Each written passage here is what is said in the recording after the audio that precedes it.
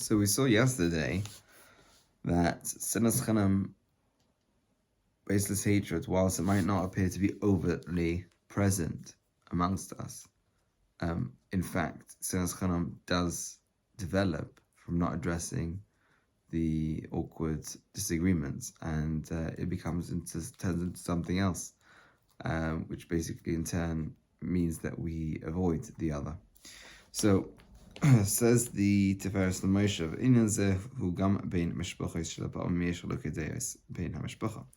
this can also happen in families, not just in communities, where they have a difference of opinion. The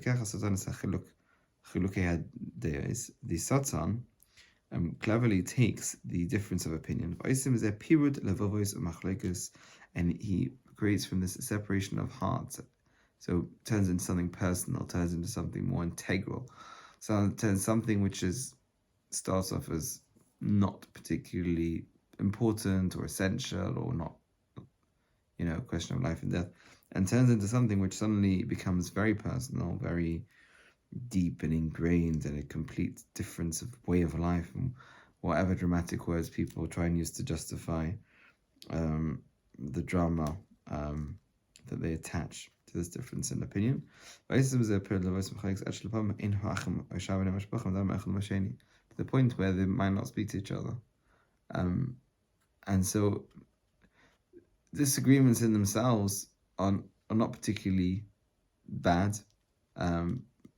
but having a disagreement without knowing how to have a disagreement is bad, because what ends up happening, he says, is that they end up mushrooming into something way beyond what was ever intended, and most people say we can't even remember why we're fighting in the first place, because it's never what it's about, really.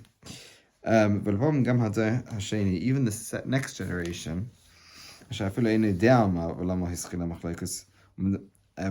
they don't even know what the reason or why this fight started between the parents, and why it's still continuing, this disagreement, that the families don't talk to each other. And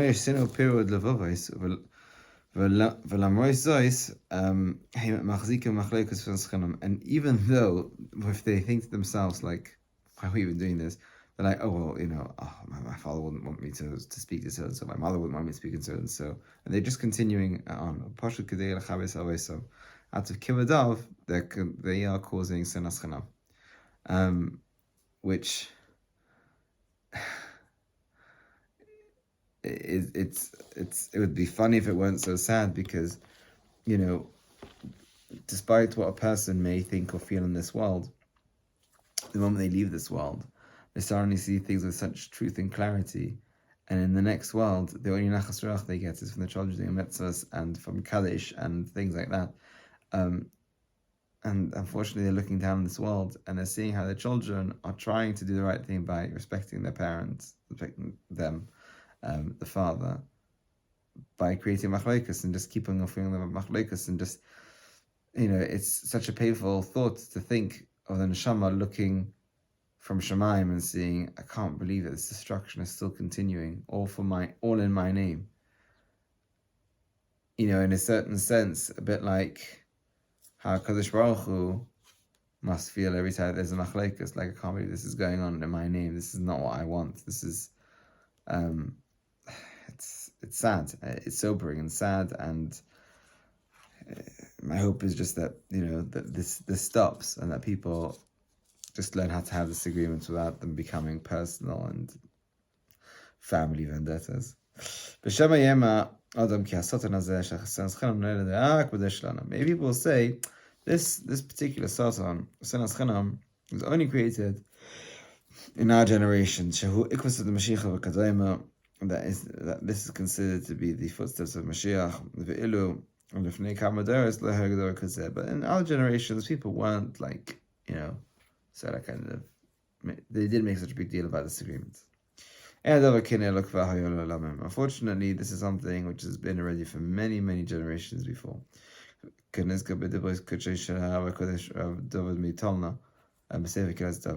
Talna Rebbe in Sefer Kilas David says, in the introduction, he writes, he writes about the sinas chanam that was in his days. And these are his words. Hine ksiv lo yarchena zahav zchuchas. That gold and glass will not be able to. I think the translation is to be valued. Chazal explain like this. This is the Torah. This is referring to the Torah that's difficult to acquire, like golden utensils, and it's easy to break like glass. How can you break the Torah? What does that mean? It's a very interesting way of expressing this. So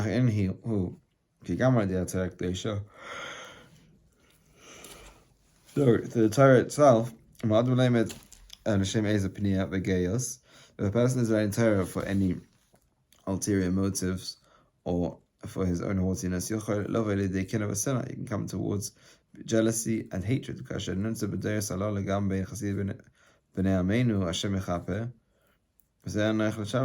We see also today that there are people that do that. And you should break this Torah, you should break this, what they've tried to build. This is considered to be shattered and broken. Because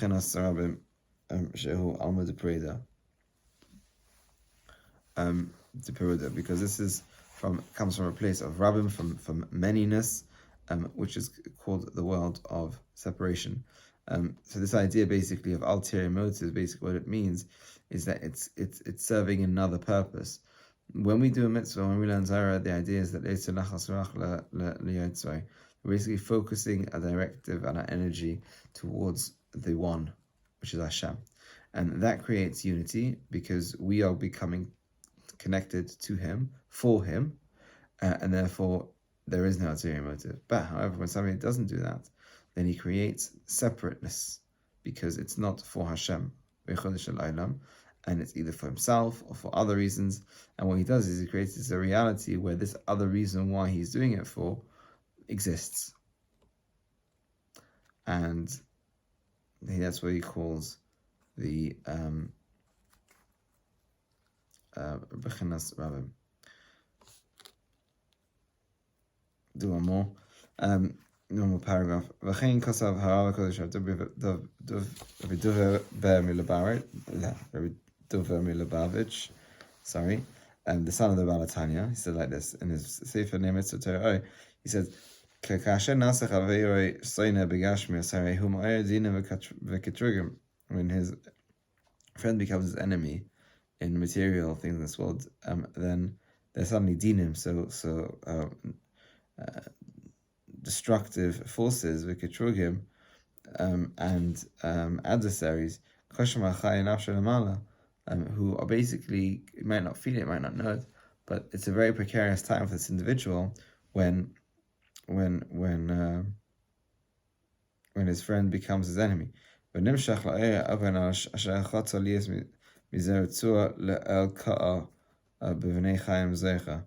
becomes a kind of rope or string for suddenly the punishment of a person's children or livelihoods or life to be shortened or impacted.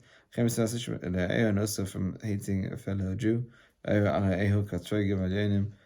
then again, there's evil forces that come from above. And that's the Sultan's doing.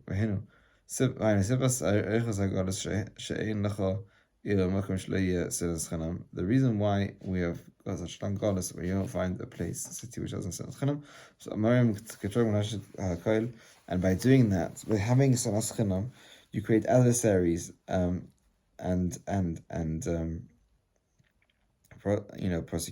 prosecuting angels against Kaiser.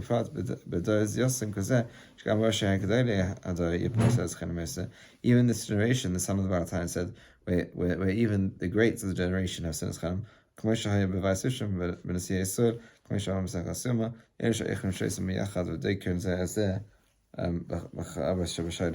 the face of it, they seem to be all nice and friendly, but quite frankly, behind their backs, they stab behind their backs with sharp words.